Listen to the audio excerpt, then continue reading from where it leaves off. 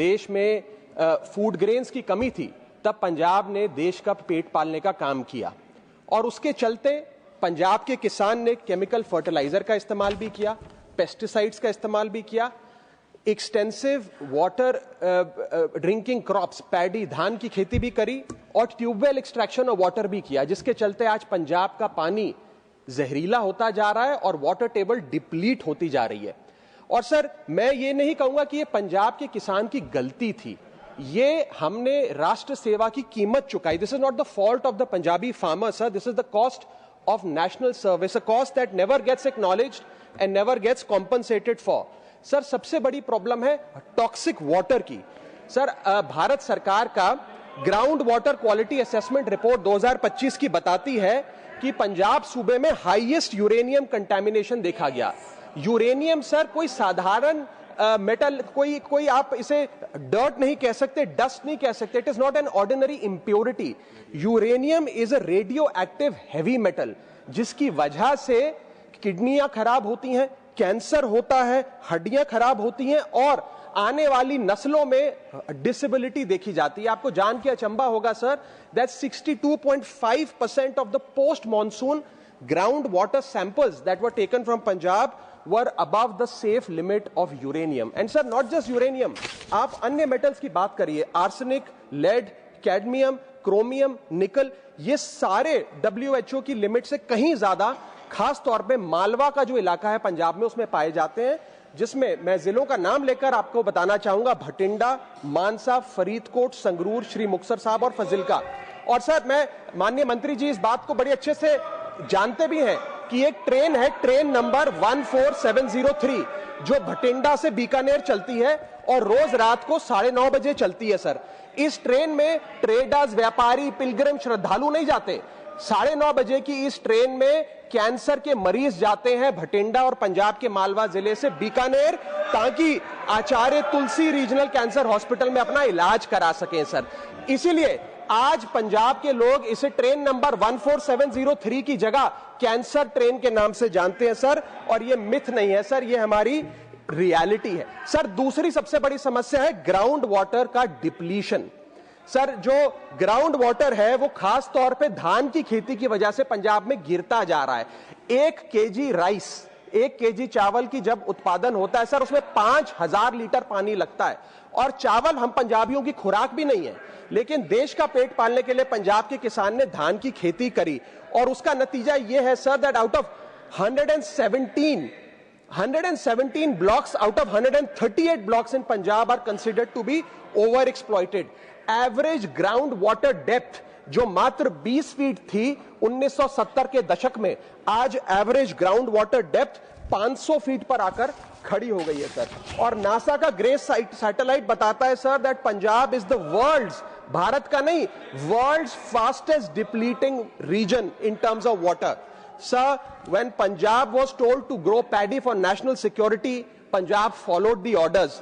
He pumped waters, he filled the nation's godowns and drained its own land dry. This is the cruel irony of the green revolution. Sir, ये कोई seasonal issue नहीं है, ये existential crisis है पंजाब के लिए। और sir, तीसरी सबसे बड़ी समस्या the dying of the river, नदियां मरती जा रही हैं।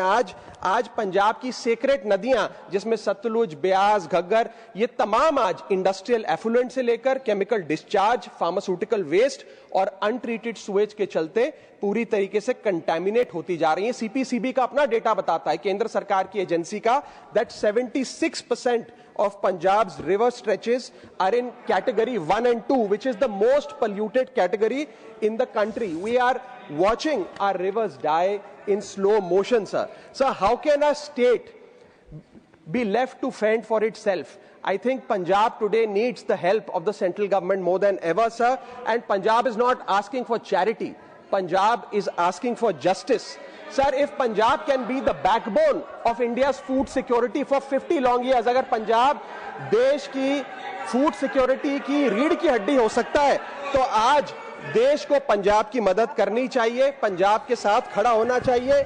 इस सिलसिले में मैं कुछ सुझाव लाया हूं सरकार के लिए। पहला, एक पंजाब वाटर रेस्टोरेशन मिशन की शुरुआत करी जाए, 24/7 digital surveillance of industrial discharge लाया जाए, हमारी नदियों को रिजुवेनेट करने के लिए मॉडर्न इकोलॉजिकल इंजीनियरिंग लागू की जाए, universal access to safe drinking water खास तौर पे पंजाब में लागू किया जाए, और एक इंडिपेंडेंट फॉरेन ऑडिट कराया जाए ताकि Please try to conclude. Time is out.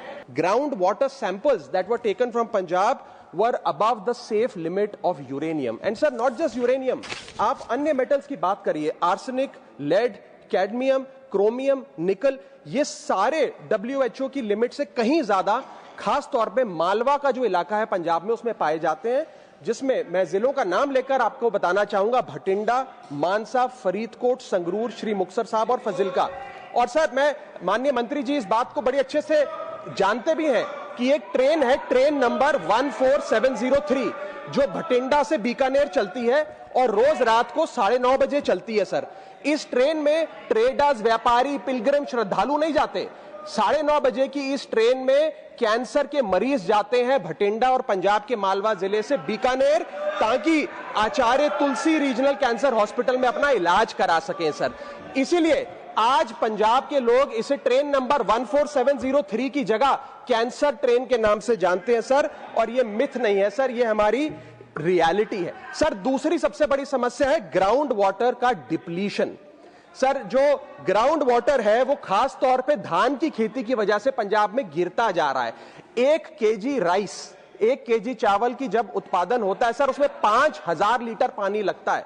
और चावल हम पंजाबियों की खुराक भी नहीं है, लेकिन देश का पेट पालने के लिए पंजाब के किसान ने धान की खेती करी, और उसका नतीजा यह है sir that out of 117 blocks out of 138 blocks in Punjab are considered to be overexploited.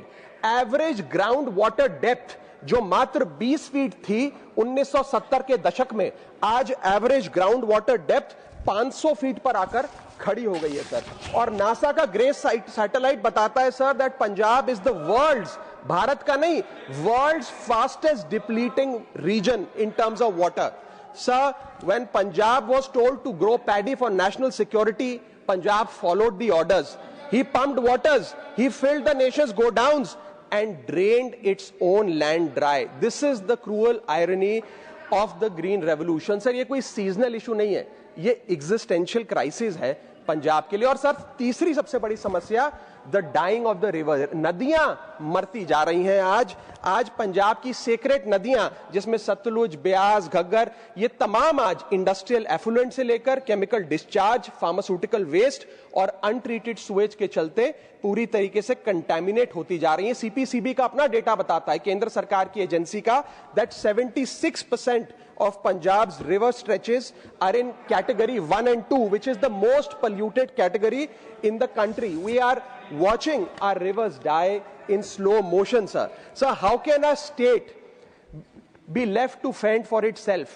I think Punjab today needs the help of the central government more than ever, sir. And Punjab is not asking for charity. Punjab is asking for justice. Sir, if Punjab can be the backbone of India's food security for 50 long years, अगर पंजाब देश की food security की रीढ़ की हड्डी हो सकता है, तो आज देश को पंजाब की मदद करनी चाहिए, पंजाब के साथ खड़ा होना चाहिए। इस सिलसिले में मैं कुछ सुझाव लाया हूं सरकार के लिए। पहला, एक पंजाब वाटर रेस्टोरेशन मिशन की शुरुआत करी जाए, 24/7 digital surveillance of industrial discharge लाया जाए, हमारी नदियों को रिजुवेनेट करने के लिए मॉडर्न इकोलॉजिकल इंजीनियरिंग लागू की जाए, universal access to safe drinking water खास तौर पे पंजाब में लागू किया जाए, और एक इंडिपेंडेंट फॉरेन ऑडिट कराया जाए ताकि Please try to conclude. Time is out.